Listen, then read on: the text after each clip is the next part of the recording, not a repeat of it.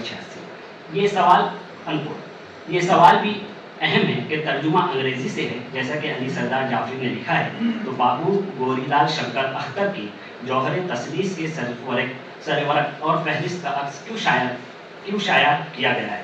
یہ وضاحت ہونی بھی ضروری تھی کہ مرکزی موضوع سے یہ عنوان کس طرح تعلق رکھتا ہے۔ زیادہ سے زیادہ یہ کہا جا سکتا ہے کہ اقبال جو ہندوستان میں طرح طرح کے الزامات کے گھیرے میں ہیں، جب انہوں نے قدیم ہندوستان کے ایک سنسکرت شعر کو اس لیے اردو میں موضوع کیا کہ اس کا تعلق اخلاقیات اور فطرت انسانی سے ہے، تو مجموعی طور پر اردو شاعری پر یہ الزام بالکل نہیں جچتا کہ اس میں ہندوستانیت یا ہندو مذہب کی ترجمانی نہیں کی گئی۔ مگر یہ جملہ اردو شاعری خصوصاً اقبال کی شاعری کے لیے اعجاز ہے، اس میں عبدالستار دلوی کے لیے کیا اعجاز ہے؟ انہوں نے تو کسی مسلم شاعر یا مترجم کا نام بھی نہیں لیا ہے جس نے نظم یا نثر میں بھرتری ہری کے کسی شعر کا ترجمہ کیا یا حوالہ دیا۔ یہاں یہ لکھا جانا ضروری نہیں ہے کہ عبدالستار دلوی کی انگریزی دانی اور ترجمہ نگاری کی حقیقت دنیا کے سامنے آ چکی ہے۔ نئی صدی نیا ادب کے مصنف شمیم طارق کی ان سطور کا کوئی جواب یا وضاحت ابھی تک قارئین کے سامنے نہیں آئی ہے، حالانکہ کتاب 2023 میں شائع ہو چکی ہے۔ کوٹ کر رہا ہوں، ہندوستان کے بارے میں ایک غزلوں میں خود ماہر لسانیات نے لکھا ہے کہ یہ متعدد قوموں یعنی ملٹی ریشیل اور متعدد زبانوں ملٹی لنگول کا ملک ہے۔ شمیم طارق نے یہ لکھ کر گرفت کی، اول تو یہ ملٹی ریشیل کا ترجمہ متعدد قوموں غلط ہے، متعدد نسلوں ہونا چاہیے، اور پھر ہندوستان متعدد قوموں کا ملک نہیں، یہ متعدد نسلوں، متعدد زبانیں بولنے والوں اور متعدد عقیدتوں اور مذاہب کے ماننے والوں کا ملک ہے، مگر قومیت سب کی ہندوستانی ہے۔ اس قسم کے ترجمے مجرمانہ ذہنیت کے حامل ہیں، مگر حیرت ہے کہ ایسے لوگ ادبی ایوارڈ کی دیوار میں لگے رہتے ہیں اور گروہ بندی یا سیاسی سرپرستی کے سبب نوازے بھی جاتے ہیں۔ انکوٹ۔ عبدالستار دلوی نے اپنی کتاب کو اقبال کا ایک ممدوح بھرتری ہری کا نام دیا ہے اور مقدمے کی پہلی سطر میں لکھا ہے، کوٹ کر رہا ہوں، کہ ساری دنیا میں ایک الہامی ادب کی حیثیت سے سنسکرت کا اپنا ایک الگ مرتبہ ہے۔ یہاں سوال کیا جا سکتا ہے کہ سنسکرت زبان کا نام ہے یا اس کے ادب کا؟ ہر زبان کے ادب میں الہام کا عنصر تلاش کیا جا سکتا ہے۔ غالب نے تو دعویٰ بھی کیا ہے کہ آتے ہیں غیب سے یہ مضامی خیال میں، غالب سریر خامہ نوائے سروش ہے۔ اسی طرح اقبال نے بھی کہا ہے کہ وہ حرف راز کہ مجھ کو سکھا گیا ہے جنوں، خدا مجھے نفس جبرائیل دے تو پڑھوں۔ ان مثالوں سے ظاہر ہے کہ اردو کا ادب الہامی کہا جا سکتا ہے۔ عربی زبان میں قرآن حکیم ہے جو ہر قسم کی تحریف سے پاک ہے کہ اس کی حفاظت کا ذمہ اللہ نے خود لیا ہے۔ احادیث ہے اور احادیث کی قبولیت کے لیے روایت و درایت کا بہت سخت معیار ہے کہ رسول اکرم صلی اللہ علیہ وسلم کا ارشاد ہے کہ میں وہی کہتا ہوں جو اللہ کی منشا ہوتی ہے۔ اور پھر عربی زبان کے ادب کے بارے میں مذہبی صحیفوں کے علاوہ کبھی یہ دعویٰ نہیں کیا گیا کہ وہ الہامی ہے۔ عبدالستار دلوی نے سنسکرت زبان کے ادب کو الہامی ادب شاید اس لیے کہا ہے کہ اس میں شروتی بھی ہے اور اسمرتی بھی۔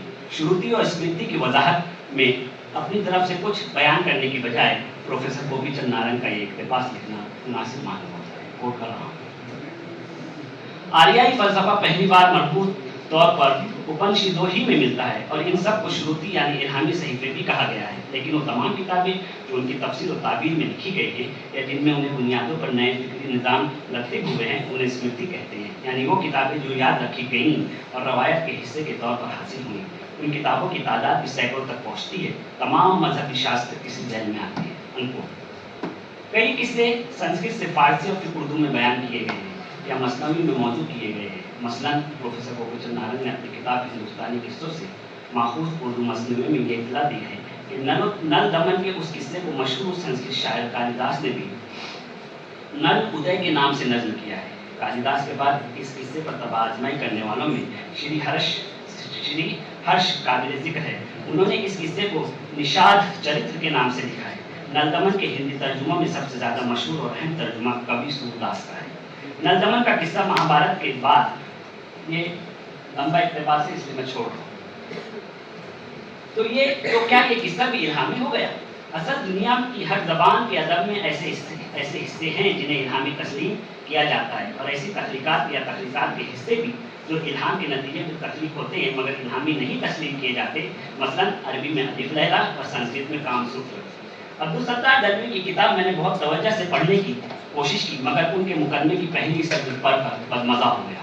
یہ بھی یاد آیا کہ عام طور پر سنسکرت زبان کو دیوتاؤں کی بھاشا لکھا گیا ہے، مگر سوال کرنے والوں نے سوال بھی اٹھایا ہے۔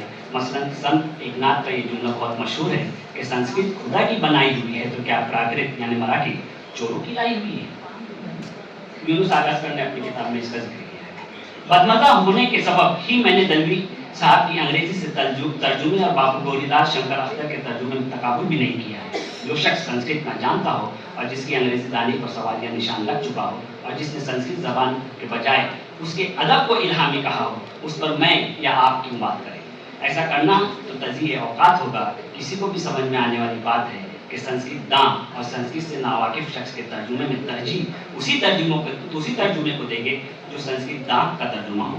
عبدالستار دلوی نہ صرف یہ کہ سنسکرت داں نہیں ہے، ان کی انگریزی دانی کا بھرم بھی ٹوٹ چکا ہے، ترجمہ بھی غلط لکھتے ہیں اور ان کی تحریر سیمینار کے مرکزی موضوع سے مطابقت بھی نہیں رکھتی۔ بہت بہت شکریہ صاحب۔ میں مقالہ نگار حضرات سے گزارش کروں گا کہ وقت کا خاص خیال رکھیں۔ ہمارے اگلے مقالہ نگار ہیں ڈاکٹر اسرار الحق سبیلی صاحب، آئیں اور اپنا مقالہ پیش کریں۔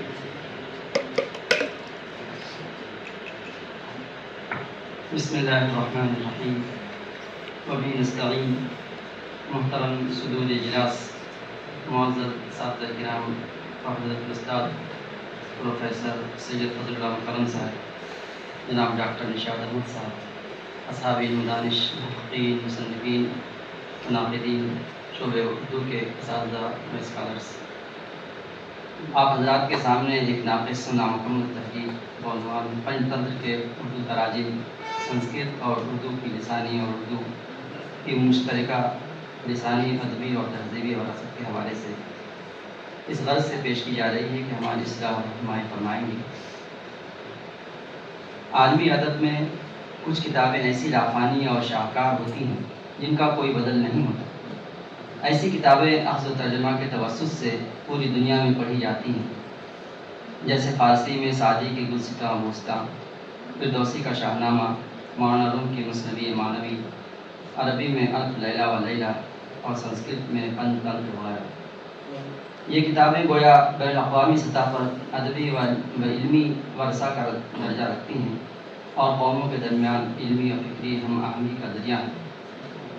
بچوں کے ادب کے پہلے محقق ڈاکٹر خوشحال زیدین کے بقول ہندوستان کی بیشتر زبانوں میں ادب اطفال کی بنیاد پنڈت وشنو شرما کی پنچتنتر سے پڑی۔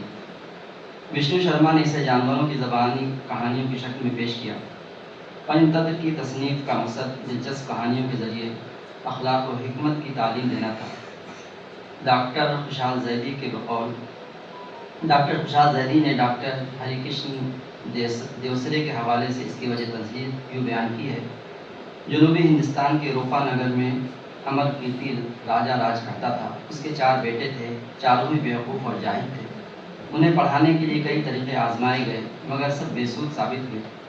آخرکار یہ ذمہ داری پنڈت وشنو شرما کو سونپی گئی کہ وہ ان راجکماروں کو راج کاج کے طریقے سکھائیں اور انہیں اخلاقیات کی تعلیم دیں۔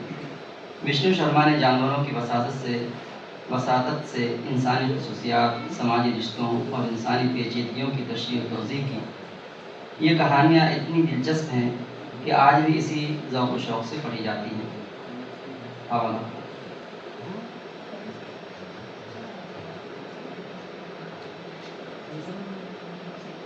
پنچتنتر ادب عالیہ کا وہ شاہکار ہے جس کا ترجمہ فارسی، عربی، ترکی اور عبرانی سمیت دنیا کی تقریباً 50 بڑی زبانوں میں ہو چکا ہے۔ خسرو اول نوشیروہ عادل کے عہد حکومت یعنی 531 تا 578 عیسوی میں سنسکرت زبان میں لکھی گئی پنچتنتر کا سب سے پہلا ترجمہ پہلوی زبان میں ماہر حکیم برزویھ نے کیا۔ برزویھ نے اصل کتاب پر مزید کہانیوں اور واقعات کا اضافہ کیا اور کتاب پر ایک مقدمہ لکھا۔ اس میں انہوں نے اپنے احوال اور حصول کتاب کے لیے ملک ہند کو روانگی، ہند میں قیام اور واپسی کے احوال لکھے ہیں۔ اس پہلوی ترجمے کو عباسیوں کے حکومت میں فارسی نژاد نامور ادیب و انشا پرداز عبداللہ بن مقفع نے کلیلہ و دمنہ کے نام سے عربی میں منتخب کیا اور اس میں مزید 4 فصلوں کا اضافہ کیا۔ بقول فلپ کے ہتی، کلیلہ و دمنہ ہم تک پہنچنے والی قدیم ترین ادبی عربی تخلیق ہے۔ اصل سنسکرت اور اس کا پہلوی ترجمہ ناپید ہونے کے باعث تمام تراجم کی بنیاد اسی عربی ترجمے پر ہے۔ ابن مقفع کے عربی نسخے سے کئی تراجم دوبارہ فارسی میں ہوئے، جن کو سامنے رکھ کر حسین واعظ کاشفی نے انوار سہیلی مدون کی۔ جلال الدین اکبر کی ایما پر ابوالفضل نے کلیلہ و دمنہ کے دستیاب نسخوں کو مد نظر رکھتے ہوئے انہیں سادہ اور عام فہم اسلوب میں، عام فہم زبان میں نئی ترتیب کے ساتھ فارسی کا جامہ پہنایا اور اس کا نام آیار دانش رکھا۔ اردو میں آیار دانش کے کئی ترجمے ہوئے، لیکن زیادہ شہرت شیخ حفیظ الدین احمد کے ترجمے خلد فردا کو ملی، جو 1805 عیسوی میں فورٹ ولیم کالج کلکتے سے چھپی۔ اسی طرح دکن میں کلیلہ دمنہ کے کئی تراجم ہوئے۔ دکنی زبان کے کئی ادبا، شعراء اور صوفیہ نے پنجتنتر کے مختلف اقتباسات اور کہانیوں کا دکنی زبان میں ترجمہ کیا۔ اسی طرح fort saint George college Madras کے تحت محمد ابراہیم بیجاپوری نے 1823 عیسوی میں فارسی انوار سہیلی کا ترجمہ دکنی زبان میں کیا۔ پنجتنتر کے اردو مترجمین میں سید حیدر بخش حیدری، ڈپٹی نذیر احمد، محمد حسین آزاد، مولوی ظہیر الدین، مولوی فیروز الدین اور محمد عبدالغفور نصار کا نام بھی آتا ہے۔ کیا کہ گیتوں کا دامن طویل بیانیے کے لیے کافی نہیں ہے، تو پھر انہوں نے دیگر اصناف کی طرف توجہ کی۔ یوں وسط بیان کی تلاش انہیں فارسی شاعری کی مقبول صنف مثنوی تک لے گئی۔ دکنی شعراء نے فارسی شاعری سے مثنوی کی صنف مستعار لی اور اس میں طبع آزمائی کا آغاز کیا۔ دیکھتے ہی دیکھتے مثنوی دکنی ادب کی سب سے مقبول صنف بن گئی۔ دکنی زبان میں سینکڑوں مثنویاں لکھی گئیں جو مختلف موضوعات پر مشتمل ہیں۔ مثنوی میں عام طور پر قصے، کہانیاں اور داستانیں بیان کی جاتی ہیں۔ دکنی شعراء نے قصوں اور داستانوں کی تلاش میں فارسی اور عربی کے ساتھ سنسکرت ادب سے بھی خوشچینی کی اور ہر زبان کی اہم اور مقبول داستان کو دکنی کے پیہن میں پیش کرنے کی کوشش کی۔ اس مقالے میں نے کوشش کی ہے کہ دکنی کی ان مثنویوں کا تذکرہ کروں جن میں پیش کیے گئے قصوں کا ماخذ یا سرچشمہ سنسکرت قصے ہیں۔ قدمرو پدمرو اردو کی اولین مثنوی ہے۔ اس کے شاعر کا نام فخر الدین نظامی ہے۔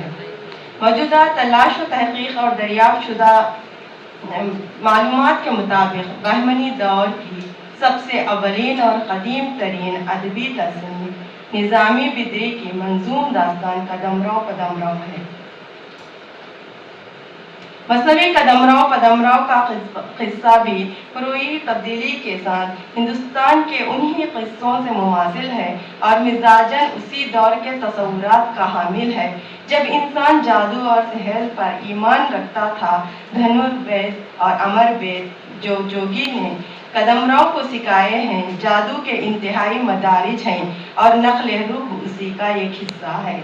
مثنوی قدمرو پدمرو کا قصہ سنسکرت ادب سے خوشچینی کا غماز ہے۔ اس قصے میں تبدیل قالب سے پیدا ہونے والے واقعات سے مثنوی کا تانا بانا تیار کیا گیا ہے۔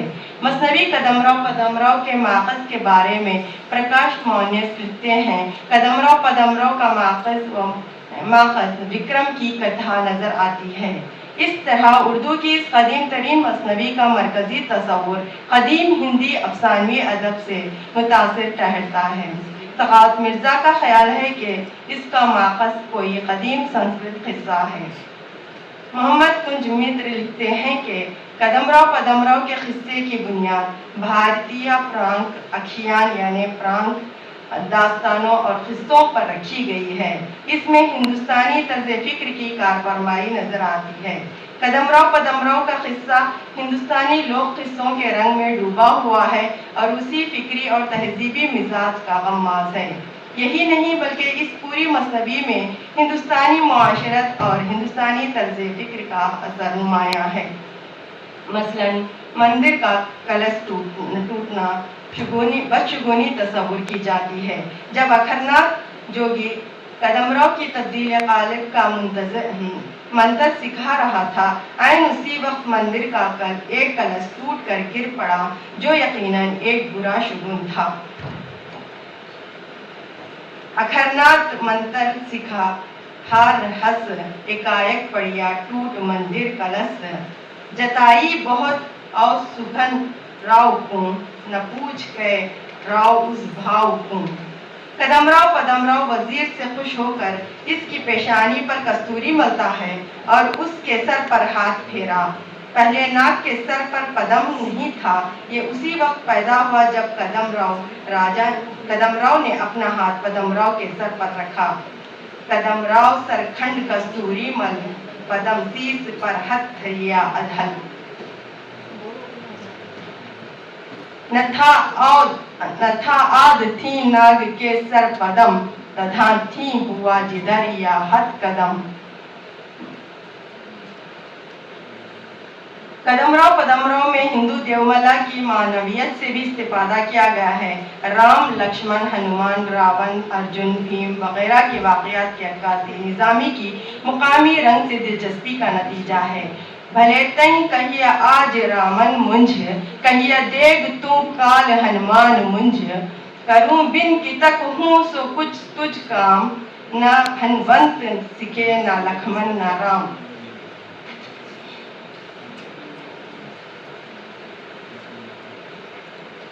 गुलशन इश्क नुसरती की अवलीन तसनीफ है, जो अली आदिल शाह सानी के अहद हुकूमत में लिखी गई थी। ये एक बज़ीमिया मसनवी है। इस मसनवी में नुसरती ने मनोहर व मधुमालती की दास्तान इश्क को मौज़ूए सुख़न बनाया है। नुसरती से कबल शेख मंजन ने इस दास्तान को हिंदी में नज़्म किया था। ये तस्नीफ अब नायाब है। इसका हवाला फारसी की एक मसनवी क़िस्सा कन्वर मनोहर व मधुमालत में मिलता है।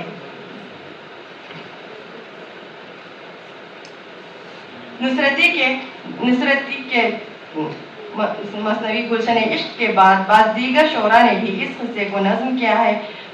चुनांचे इलाक़ा हिसार के शायर हुसामुद्दीन ने 1071 हिजरी में उसी किस्से को हुस्न इश्क के नाम से मुरतब किया। ये तसनीफ अब्दुल हक के पास मौजूद है।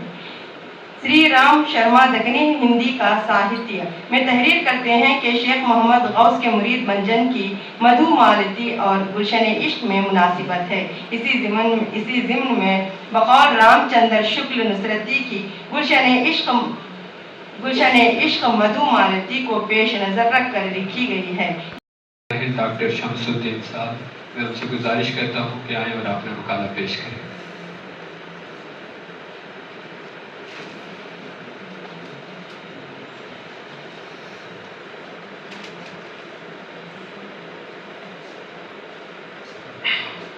अस्सलाम वालेकुम। सदर इजलास मकाला ने अस्सलाम वालेकुम। जैसा कि मेरे मकाले का नाम है मसनवी कदमराव पदमराव में संस्कृत अल्फाज का इस्तेमाल एक मताला। पेशरो मकाला निगाह ने बहुत सारी आसानियाँ कर दी हैं। मैं इस मसले में वो अल्फाज जो संस्कृत के इस्तेमाल में हैं, जो हमारी लसानी और अदबी विरसा है, पेश करते हुए चंद मिसाल के तौर पर चंद अशियात पेश करूँगा और उसके कुछ माने हैं।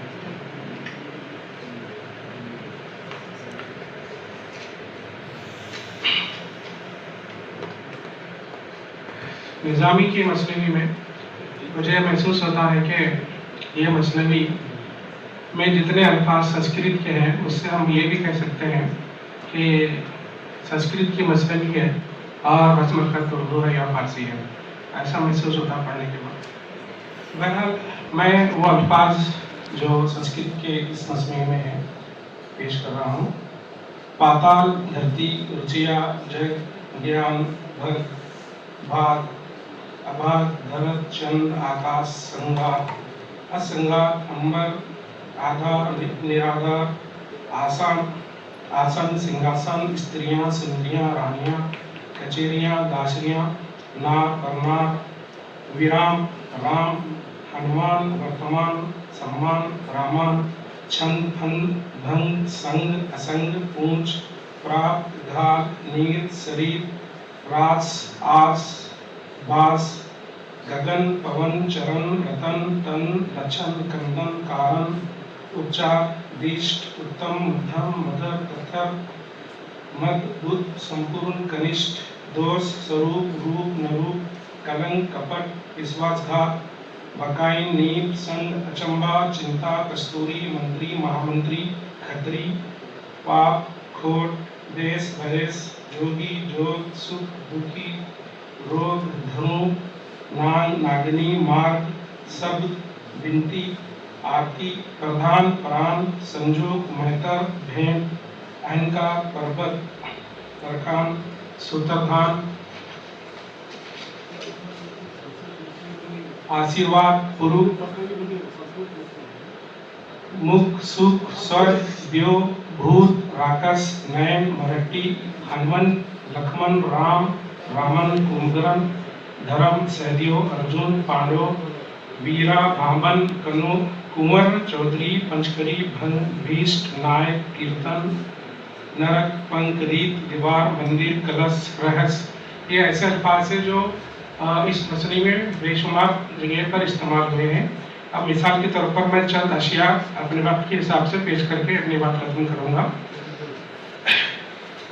मसले की हमद से शुरू होती है, उसमें अल्लाह ताला के बारे में वो पहला शेर जो इस मसले में है वो ये है, आकाश ऊंचा पाताल धरती तहीं, जहां कुछ ना कोई तू ही था तू ही, यानी आकाश, आसमान, पाताल, धरती, दैत्य, सुरा, पैखाना, धरती, जमीन। शायद ये कह रहा है कि ऊंचा आसमान तू ही बनाया और धरती भी तू ही बनाई, और इस पूरी कायनात में जहाँ कोई नहीं रहता वहाँ तू है या तू रहता है।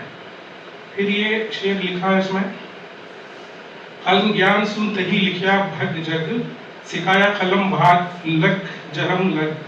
जग माने दुनिया, ज्ञान माने इल्म, भग माने तकदीर, भाग माने हिस्सा, जर माने हमेशा या सदा। यानी कलम से तूने इल्म सिखाया और दुनिया की तकदीर लिखी और इंसानों को इनके हिस्से का इल्म सिखाया। ये और भी अशिया है। मैं नाच के दो शेर सुना रहा हूँ आपको। हैं, मोहम्मद बड़ा रावत था, मोहम्मद बड़ा रावत जग था, कि शिजरा चलन राय जगमग था। रावत माने शहंशाह, जग माने दुनिया, शिजरा माने खानदान, नस्ल आवाजदार, राय माने राजा, जगमग माने रोशन। शेर का मतलब ये हो सकता है कि मोहम्मद सल्लल्लाहु अलैहि वसल्लम बहुत बड़े शहंशाह हैं दुनिया के, और उनके आवाजदार नस्ल इंसानी के बहुत बेहतरीन इंसान थे, और उन्हीं की वजह से दुनिया रोशन हुई थी। फिर चार साथियों का जिक्र भी यहाँ पर किया गया है। अबू बकर सादशाह, उमर का न्याओ, कि उस्मान भंडारी, अली खड़ग राव। अबू बकर बहुत सच्चे थे यानी अमीन थे, उमर का इंसाफ बहुत अहम कर की बात यहाँ हो रही है, उस्मान गनी यानी मालदार उन्हीं की बात हो रही है, और हजरत अली तलवार के धनी थे, यहाँ पर उन्हें ये बताया। ये बहुत लंबी दास्तान है, मैंने 30-35 अशआर को यहाँ पर मानों से रिपोर्ट किया है, बाकी मैं अपना हिस्सा अपने सुधरों पे छोड़ देता हूँ, वक्त खत्म हो गया। शुक्रिया, अल्हम्दुलिल्लाह। ज़ोहरा जमील साहिबा, मैं उनसे गुजारिश करता हूँ कि आए और अपना मकाला पेश करें।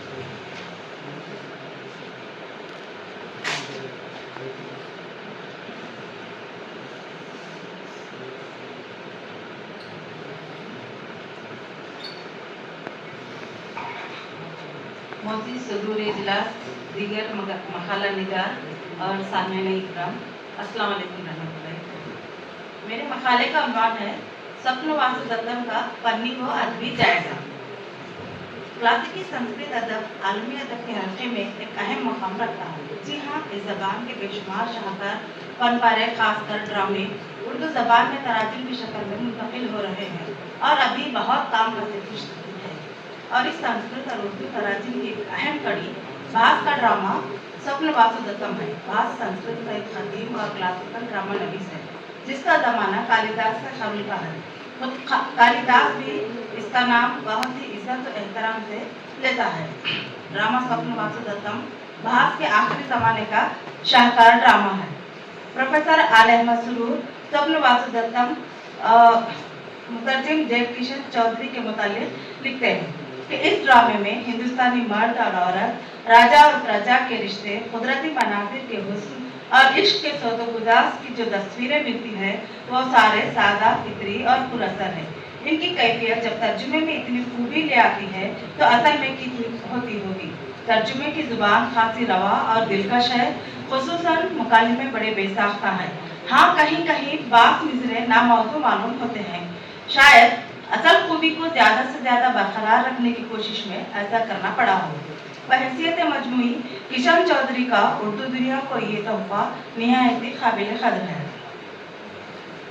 जे किशन चौधरी ने भी अपने तर्जुमा शुदा ड्रामा ख्वाब शीरीन की तहसीन करते हुए इसे असल ड्रामे का अक्स लतीफ कहा है। सपन वासुदत्तम भास का शाहकार ड्रामा है। न सिर्फ हिंदुस्तानी जबानों बल्कि यूरोप के मुख्तलिफ जबानों में इसके तराजीम शाया हो चुके हैं। भास को संस्कृत ड्रामों का बावादम कहें तो बेजाना होगा। मशहूर संस्कृत शायर जयदेव ने भास को कवि कुलगुरु करार दिया है। जय किशन चौधरी लिखते हैं, कालिदास का ड्रामा मालवी का अग्निमित्रम का ड्रामा स्वप्न वासुदत्तम का सलिहन चरवा है। मशहूर ड्रामा रत्नावली के मुसन्निफ श्री हर्ष ने अपने ड्रामे की बुनियाद स्वप्न वासुदत्तम के प्लाट पर ही रखी है, लेकिन रत्नावली के मुकाबले में वासुदत्तम की जुबान शुस्ता और ख्यालात पाकीज़ा हैं। राजशेखर ने अपनी तस्नीफ मुक्तावली में लिखते हैं कि बहुत से मोतरदीन ने भास के ड्रामा को आग की आजमाइश अग्नि परीक्षा में डाला तो आग सपना वासुदत्तम को जला नहीं सकी। ड्रामे का माखौल हिंदुस्तान की कदीम लोक कथा है, लेकिन ये भी ख्याल किया जाता है कि ये कहानी गुनाध्याय की बृहद कथा और बाद में सोमदेव की तस्नीफ कथा सरिष्ठ सागर को रद्दोबदल के साथ बयान किया गया है। ये अलग बात है कि भास ने असल माखज़ी कहानी से इस ड्रामे में कई अहम तब्दीलियां और तराश खराश किया है, जिसकी वजह से ये ड्रामा स्टेज पर अदा करने के काबिल हुआ है। राजा उद्दैन के ख्वाब का सीन, जो कि ड्रामा स्वप्न वासुदत्तम का एक लतीफ व उम्दा सीन है, जिसकी बिना पर इस ड्रामे का उन्वान रखा गया है। इस सीन को ड्रामे का नुक्ता उरूज कहा जा सकता है। राजा महसूस करता है कि इसकी मरहुमा रानी या महबूबा इसके पहलू में ही है, जो कि हकीकत भी थी, लेकिन राजा समझ लेता है या इसको बावर करा दिया जाता है कि ये एक महज ख्वाब है। वो हसरत को याद से कहता है, ना होता मैं कभी बेदार ऐसे ख्वाब शीरी से, अगर ये वाह मत था काश मैं इसी में मुब्तला रहता। बिलाशुबा वासुदत्तम अदब की एक बेहतरीन तकलीफ और शहकारा है। जब राहिमतुल हुरूफ ने ड्रामे के तराजिम की तलाश शुरू किया तो दो शाहकार तराजिम नजरों से गुजरे। उर्दू अदब की दो बेहतरीन मुतरजिम स्कॉलर्स जय किशन चौधरी और शेख अब्दुल गनी ने इस ड्रामे का तर्जुमा संस्कृत जबान से उर्दू जबान में किया है, जो अदब के सरमाए में एक अहम इजाफा है। सबसे पहले जय किशन चौधरी ने प्रोफेसर आले अहमद सुरूर की फरमाइश पर इस ड्रामे को उर्दू का लिबादा पहनाकर 1963 ईस्वी में अंजुमन तरक्की उर्दू से ख्वाब शीरी के नाम से शाया किया। इस सिलसिले में जय किशन चौधरी कई हिंदी और अंग्रेजी किताबों से मुस्तफीद हुई, जबकि डॉक्टर शेख अब्दुल गनी ने अपनी तर्जुमा शुदा किताब स्वप्न वासुदत्तम महाकवि भास के नाम से लिखा, जो कि 2003 को एजुकेशनल पब्लिशिंग हाउस दिल्ली से शाया किया गया। मौसूफ ने संस्कृत ड्रामा ही के उन्वान से स्वप्न वासुदत्तम को उर्दू में तर्जुमा किए बना असल ड्रामे का उन्वान स्वप्न वासुदत्तम महाकवि भास ही रखा है, जबकि जय किशन चौधरी ने इस ड्रामे का उन्वान उर्दू में तर्जुमा करके ख्वाब शीरीन के नाम से किया है। इस ड्रामे में कई अश्लोक भी शामिल हैं। दोनों काबिल मुतरजिम ने अश्लोकों को तर्जुमे की शक्ल में पेश करने की कोशिश की है। पहला अश्लोक दुआए कलिमा है, जिससे ड्रामे का आगाज होता है। इसमें बलराम और इसकी ताकत का जिक्र है। हरि किशन के मुताबिक शराब के नशे की वजह से हिफाजत की ताकत बढ़ गई है, जबकि अब्दुल गनी के मुताबिक शराब नौशी से ताकत कमजोर कमल की मानिंद हो गई है। हरि किशन के तर्जुमे में खदीम और उर्दू हिंदी संस्कृत के अल्फाज का अक्स नुमाया नजर आता है। एक जगह पर ड्रामे में हरि किशन के तर्जुमे के मुताबिक बढ़ो बढ़ो लोगो रास्ता दो और अब्दुल गनी के मुताबिक हटो हटो हजरात हरि किशन के तर्जुमे में बयानिया रवानी नजर आती है। नशिस्त की अगली कड़ी की तरफ जाने से पहले मैं डॉक्टर निशात अहमद साहब से गुजारिश करता हूँ कि आप तशरीफ़ लाएं और डॉक्टर मोइन जावेद साहब को شال پیش کریں اور گلدستہ پیش کریں.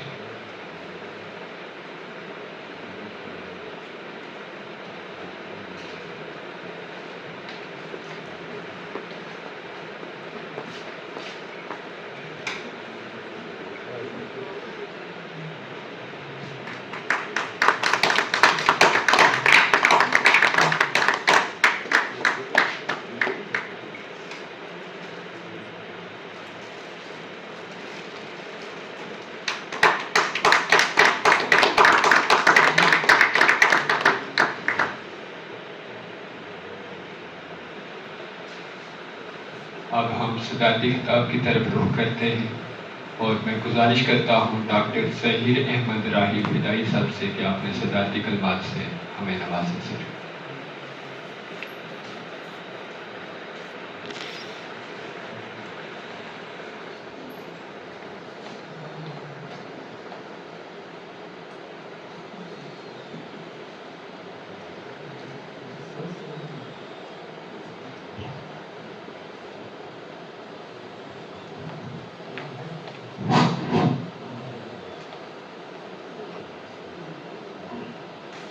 السلام علیکم ورحمۃ اللہ وبرکاتہ.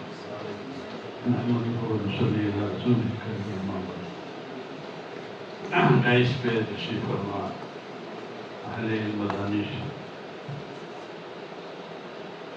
سامعین کرام، اساتذہ اعظام،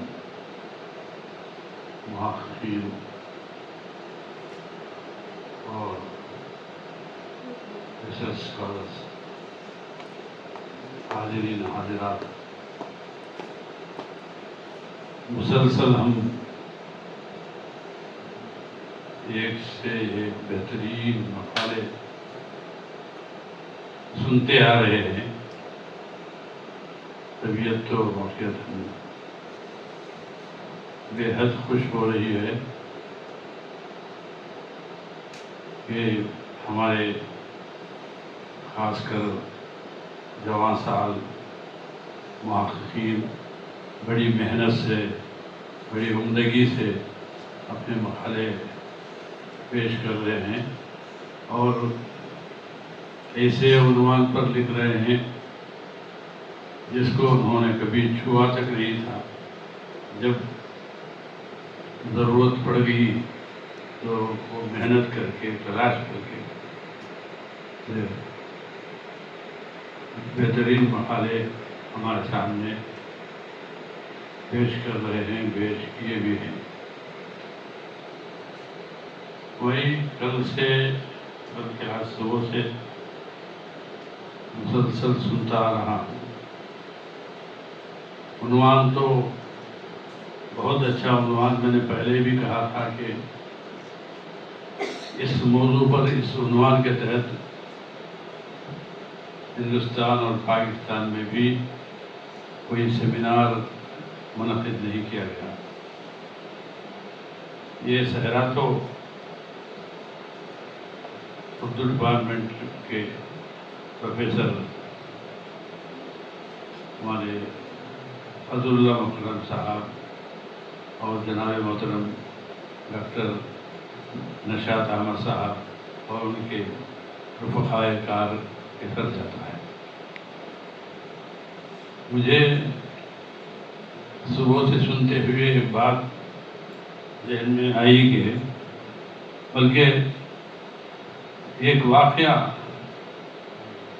یہ لطیفے کے طور پر ہو گیا ہے، واقعہ ہے. آپ نے علامہ سید سلیمان ندوی کا نام سنا ہوگا.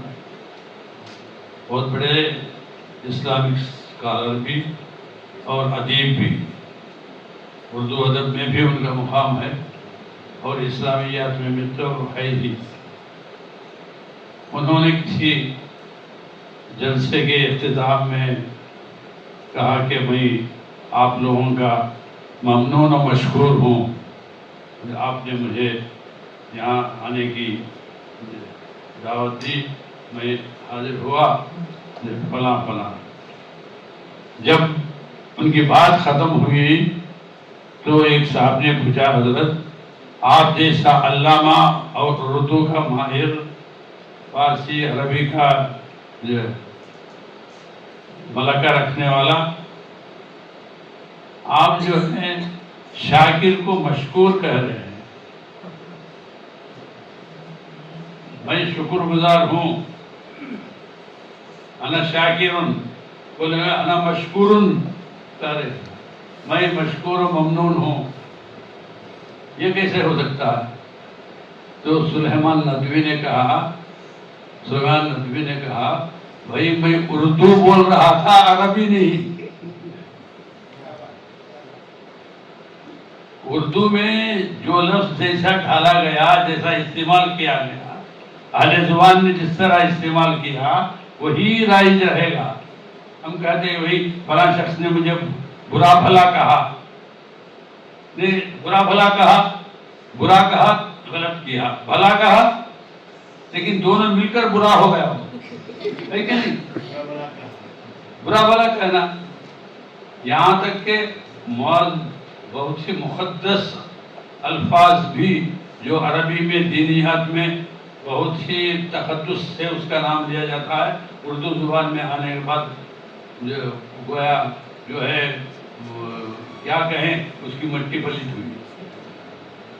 और भाई एक मिसाल फिर देता हूँ, भाई जनाब फला साहब ने आके सलवातें सुनाई, दावत मोहसिन साहब सलवातें सुनाई, उर्दू में सलवातें सुनाई, किसको कहते हैं पूछिए? सलवात, लंतरानी उल्टा माना ले लेगा। तो ये उर्दू जुबान ऐसी है जैसा कि अभी हमारे आया साहब ने, प्रोफेसर नसीमुद्दीन फरीस ने भी कहा था कि ये दरिया से निकलकर कोई नहर जारी हो गई तो उसको वो दरिया का नाम नहीं दिया जाता, वो नहर ही है, उसका अलग ही नाम है। जैसे फुरात का नाम लिया, और उसी तरह हर नहर का मामला ऐसा। हमारी उर्दू ज़ुबान में जो लफ्ज़ आ गया, चाहे वो संस्कृत का लफ्ज़ हो, अरबी का लफ्ज़ हो, किसी भी ज़ुबान का लफ्ज़ हो, जैसा इस्तेमाल में आ गया वो हमारा है। हम उर्दू से लेकर उर्दू की कोख से पैदा हुए नहीं है, ये संस्कृत से लेकर संस्कृत की कोख से पैदा नहीं हुई उर्दू बात। संस्कृत अपनी जगह सही है, यह कदीम ज़ुबान है, उर्दू में बेशुमार अल्फाज उसमें मौजूद हैं, लेकिन ये दावा करना कि उर्दू संस्कृत से पैदा हुई, अरे भाई कैसे पैदा होती उर्दू? संस्कृत से दूसरे ज़ुबानें, जैसा कि हमारे प्रोफेसर नसीम साहब ने कहा, क्या हो अपभ्रंश, ये उसके बाद होते होते खड़ी बोली तक आई। खड़ी बोली ही नहीं, छोटे छोटे मुकामी जुबान के अल्फाज बीच में तरह है, अंग्रेजी अल्फाज की तरह उर्दू में, जर्मन के अल्फाज भी आए। उर्दू फारसी तो है ही, ये अरबी फारसी तो है ही। तो ये जो है गुलदस्ता है, जुबानों का गुलदस्ता है। मैं यही कहता हूँ कि कोई भी ये चैलेंज नहीं कर सकता मैं उर्दू का माहिर तरीन आदमी हूँ, इसलिए कि उर्दू का माहिर बनने के लिए 14-15 जुबानों पर महारत जरूरी हो जाती है, ऐसा ही माहिर नहीं हो जाता। ये जैसा लफ्ज ऐसा आ गया हमारे पास, मसलन उर्दू में मौसिम का, अरबी में मौसिम कहते हैं, उर्दू में उसको क्या मौसम कहते हैं। अगर किसी शायर ने रिमझिम का काफिया मौसिम बांधा तो उस्ताद मार देगा, गलत है। अरे मैं अरबी के एतबार से लिखा हूँ मौसिम, काफिया सही है तो नहीं मानेंगे, मौसम बोलना पड़ेगा आपको, मौसिम नहीं। उर्दू आने के बाद हरचे दर काने नमक रफ्त, नमक शुद्ध, नमक के कान में जो चीज चला गया, जो चीज चला गई वो नमक ही हो जाएगी, कोई चीज बाकी नहीं रहेगी। तो उर्दू में आ जाने के बाद पूरे अल्फाज उर्दू के हो गए, उनसे लिया, इनसे लिया, उनसे लिया, लेते ही हैं। ये जुबान ऐसी नहीं बनती, सारी जुबानें अल्लाह ताला की नेमतें हैं। یہ اللہ تعالیٰ نے قرآن پاک میں ارشاد فرمایا ہے السنتکم والوانکم، ہے نا، یہ جو ہے زبانیں، جو رنگ روپ، یہ سب جو ہیں اللہ تعالیٰ کی نشانیوں میں سے ہیں۔ ہم کسی زبان کو برا بھلا نہیں کہتے، حالانکہ وہ زبان آخری ہچکیاں لے رہی ہو تب بھی اس کی عزت کریں گے، اس کو فروغ دیا جا رہا ہے، الحمدللہ ہم بھی دعا کریں گے، چلو آگے بڑھو۔ اس کا مطلب یہ نہیں کہ ہم جو ہے اسی مثلا سانسکرت سے سن رہا ہوں، سانسکرت زبان سے اردو پیدا ہوئی، اردو اس کی بیٹی، ارے باپ رے، یہ کیا ہے؟ کون سی لسانیات کے ماہر بتائیے، آپ کی مہارت کیسی ہے، ہم بھی دیکھیں کہاں سے لیا ہے آپ نے۔ اردو میں جو ہیں جو تبدیلیاں آئی ہیں، جیسا مثلا جو ہے ایک لفظ ہے فضا، فضا فضا دونوں جائز، جہاں دونوں جائز ہیں وہاں جائز ہے، جہاں دونوں جائز نہیں بس ایک ہی طرح سے جواز ہے اس کا، تو ویسا ہی پڑھنا چاہیے، وہی اردو۔ وہ کیا ذوق کا شعر، کیا اردو زبان داغ کا، ہاں نہیں کھیل ہے داغ، یاروں سے کہہ دو کہ آتی ہے اردو زبان آتے آتے۔ میرا حافظہ بڑا کمزور، میں بوڑھا ہو چکا ہوں، تو یاد میرے خود شعر، ہزاروں کے شعر اللہ کے فضل و کرم سے اللہ تعالیٰ نے اپنے فضل و کرم سے لکھوائے ہیں، لیکن ایک شعر مجھے یاد نہیں رہا جب تک دیکھتے نہ ہوں۔ تو یہ جو ہے ہم بہت اچھا کام کر رہے ہیں، ہمارے ریسرچ اسکالرس کے سانسکرت کی کتابوں سے اور سانسکرت کے منظوم تخلیقات سے جو ہے ترجمے جو ہیں اس کو پیش کر رہے ہیں۔ ابھی ترجمہ کالیداس کا فلاں اور یہ ترجمہ ایسا ہے، بھائی ایک لطیفہ میں کہتا ہوں کہ ایک صاحب، ایک مرید نے حضرت داؤد محسن صاحب، برا اللہ کے لیے ذرا توجہ دو 2 منٹ کے لیے، ایک مرید نے اپنے شیخ سے کہا حضرت آپ کو فلاں شخص بیوقوف گدھا کہتا ہے، حضرت نے توجہ نہیں دی، پھر کہ حضرت آپ کو فلاں شخص بیوقوف گدھا کہتا ہے، پھر توجہ نہیں، پھر فلاں شخص دوہرا رہا، تو حضرت نے کہا بھائی انہیں 1 مرتبہ اس نے کہا، تم تو 10 مرتبہ کہہ رہے ہو۔ یہ حال ہے بھائی، کسی نے مثنوی یا کوئی صنف سخن سنسکرت کی گندی زبان میں گندے خیالات میں لکھی، تو ہم ترجمے کو پیش کر دیں، ہم اپنا قلم، اپنی زبان، اپنے خیالات کیوں خراب کریں؟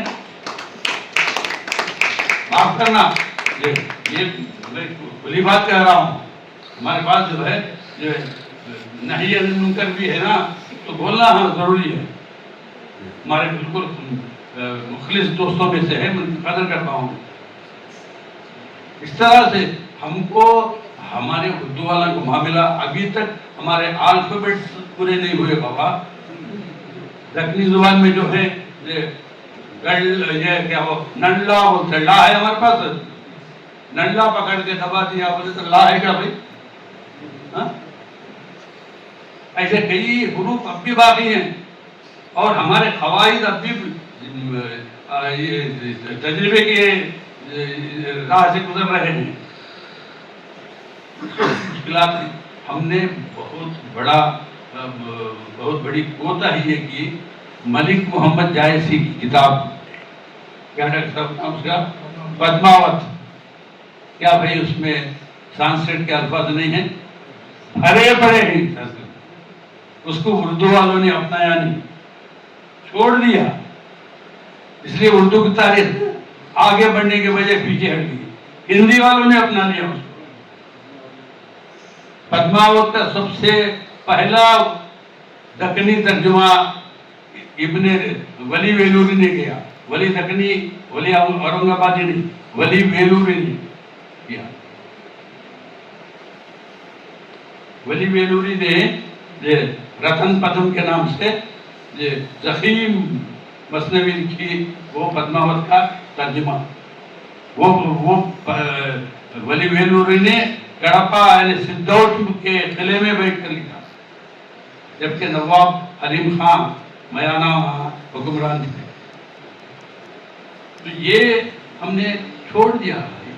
अब गिनवा रहे हैं फला मसनवी में इतने अल्फाज इसके संस्कृत के आए हैं, फला आए हैं, ये है।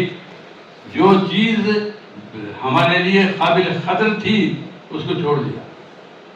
ये हमारी उर्दू वालों की कोताहियाँ हैं। खैर अल्लाह ताला जो भी काम जैसा भी ले रहा है बहुत बढ़िया काम है।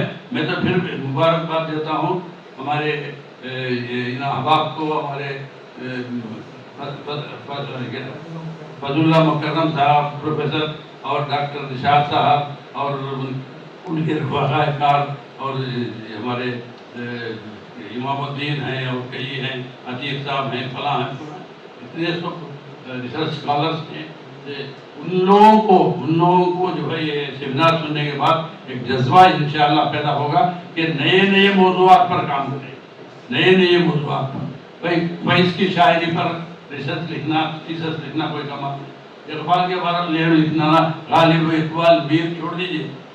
आपके पास हैदराबाद में जो अजीम शोरा गुजरे हैं, दक्कनी शोरा, तो दक्कन के माहिर तो मेरे बाजू बैठे हैं। ये दक्कन के पूरे बर्रे सगीर में सबसे बड़े माहिर अभी हाल ही में गुजरे प्रोफेसर मोहम्मद अली असर। प्रोफेसर मोहम्मद अली असर के बाद कोई बर्रे सगीर में कोई बड़ा दक्कनी का माहिर है तो ये हमारे दोस्त प्रोफेसर नसीरुद्दीन फरीद साहब, जो असर साहब के शागिर्द रशीद हैं। तो ये हमारे जो यहाँ अच्छे स्कॉलर्स गुजरे हैं, माशाअल्लाह। हैदराबाद तो गढ़ है, सरचश्मा है उलूम इरफान का। तो इसके लिए काम कीजिए, अपने शहरों के लिए काम कीजिए। मैं अभी एक हमारे दोस्त से कह रहा था कि भाई तुम अपने शहर की तारीख लिखो, तलाश करो शहर की तारीख। तो अपना पहले जो है हमको अपने उसके बारे में तवज्जो करना। बोले नफ्सी का अली का हकून, तो बोले पहले तुम्हारा हक है। अल्लाह ने फरमाते कि क्यों नहीं अपने अंदर झांक के देते। वो क्या है, अफला तुबसिरून है ना, ये तुम अपने अंदर झांको, अपने अंदर देखो। तो ये जो है हमको बहुत ज़रूरी है।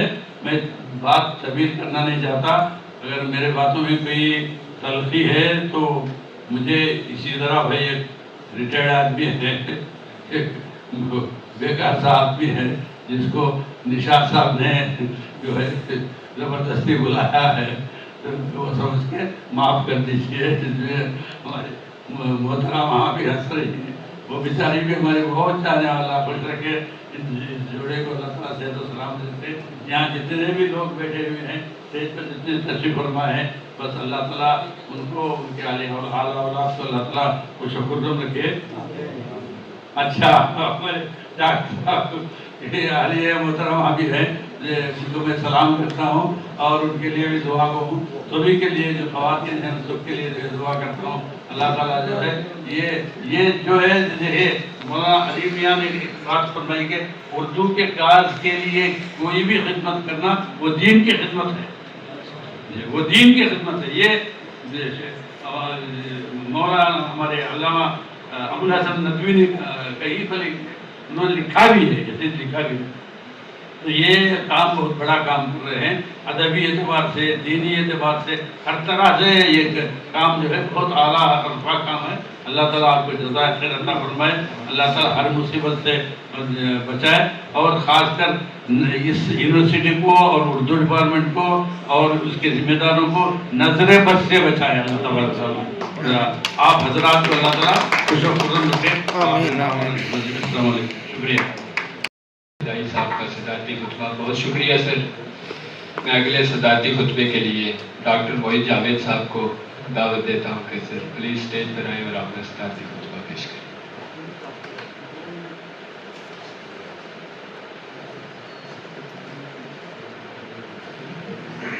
अस्सलाम वालेकुम। काबिल एहतराम राही फिदाई साहब, भाई प्रोफेसर नसीमुद्दीन फरीद साहब, तमाम मुअज़्ज़िज़ मकाला निगार, हाज़रीन महफिल, research scholars, students of central university, Sanskrit और उर्दू की लिसानी, अदबी और सकाफती विरासत, मैं समझता हूँ कि ये टॉपिक बगैर देखे बोलना भी कमाली है। अब तक मैंने ये सुना था कि उर्दू में फारसी का जमाल, अरबी का जलाल मिलता है, मगर ये टॉपिक के बारे में सुनते सुनते उसमें थोड़ा सा इजाफा कर रहा हूँ। ये मेरा अपना नज़रिया है, आप कबूल करना ज़रूरी नहीं है कि उर्दू में फारसी का जमाल, अरबी का जलाल और संस्कृत का गुलाल मिलता है। क्योंकि हिंदुस्तान की ज़बान है उर्दू, तो लाजमी चीज़ है, उस पर सभी ज़बानों के असरात पड़ेंगे। क्योंकि हम जब एक दूसरे के साथ रहते हैं तो हमारे रहन सहन में, हमारे लिबास में, हमारी गुफ्तगू में, हमारी तहजीब, सखावत, सभी पे इसका असर पड़ता है। तो किसी जब ज़ुबाने इसका आगाज़ ही उर्दू का लश्करी कई नामों के बाद ये उर्दू मुअल्ला वगैरह वगैरह के बाद उर्दू का नाम दिया गया है। तो कैसे निकली ज़बान, तो इसका मूजिब भी इंसान ही है, आदमी है, उनके अपने मामलात हैं। इससे निकली उससे निकली नहीं है, बल्कि तमाम ज़ुबानों की, फारसी हुक्मरानों की ज़बान फारसी, रियाया की ज़बान कुछ थी। कई इलाकों में जहाँ गुजरी चल रही, कहीं मराठी है, कहीं तेलुगु है, कन्नड़ है वगैरह, एक नई ज़बान वजूद में आई जिसपे फारसी और अरबी और हिंदी के असरात ज़्यादा हैं, क्योंकि हमारी पूरी ग्रामर हिंदी की असास पर है।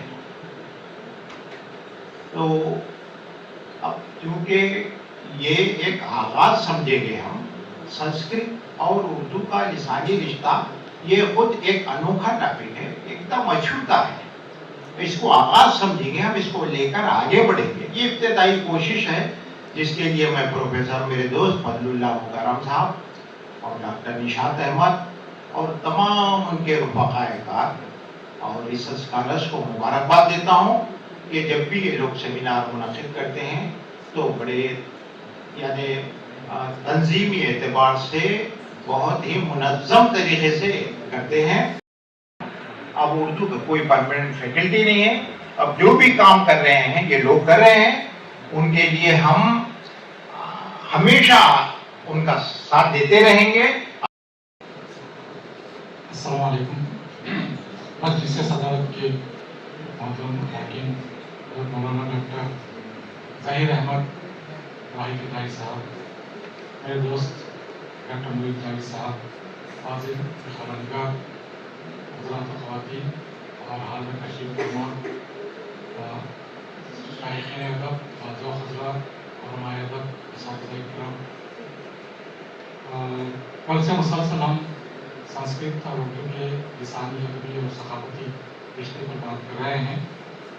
और ये टॉपिक जैसा कहा गया कि अनोखा है, ये बात तकरार के साथ कही जा रही है।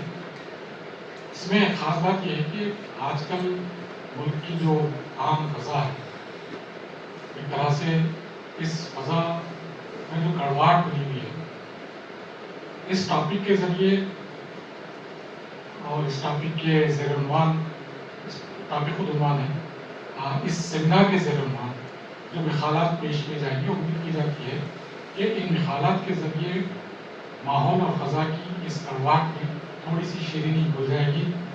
जब आम लोगों को ये पता चलेगा कि उर्दू, जिसको चंद तंग नज़र लोगों ने गैर मुल्की ज़बान कहा, गैरूनी ज़बान कहा, हमलावरों की ज़बान कहा, ये फिलवाक़े गैरूनी ज़बान नहीं है, हमलावरों की ज़बान नहीं है, बल्कि खालिस हिंदुस्तानी ज़बान है। और इसका रिश्ता हिंदुस्तान की तमाम ज़बानों से बिल्कुल इसी तरह जुड़ा हुआ है जिस तरह इंसान के जिस्म के मुख्तलिफ अज़ा एक दूसरे से मुत्तहिद और जुड़े हुए होते हैं। तो इस मकसद के तहत गालिबन ये सेमिनार मुनक़िद किया गया और मुझे उम्मीद है कि इस गलतफहमी को दूर करने में बड़ी हद तक इस सेमिनार की प्रोसीडिंग्स जब वो छपकर सामने आएंगी तो कामयाब और मौसर साबित होंगी। हज़रत मौलाना डॉक्टर भाई फिदाई साहब ने मेरे बारे में अहम ख्यालात का इज़हार किया, ये मेरे लिए बाइस एज़ाज़ है, मैं हरचल के इस काबिल नहीं हूँ। डॉक्टर भाई फिदाई साहब ज़ात खुद तकनीक के बहुत बड़े माहिर हैं। उन्होंने अरकाट, बेलूर और सिद्धोट के कदीम शोरा पर, कदीम दक्कनी शोरा पर जो गिरा खदर मखाले लिखे हैं वो दक्कनी तहकीक में एक अहम इजाफे की हैसियत रखते हैं। फिर इसके अलावा उन्होंने दक्कन के उलमा और दक्कन के मुहद्दिसीन, दक्कन के फुक़हा और दक्कन की ज़ी इल्म शख्सियात पर मुसलसल वो लिख रहे हैं और उनके मक़ालात मारिफ जैसे इल्मी रसाले में मुसलसल छप रहे हैं और दक्कन की अरबाब कमाल के नाम से 2 ज़ख़ीम जिल्दों में काफ़ी मक़ालात का मजमूआ शाया चुका है।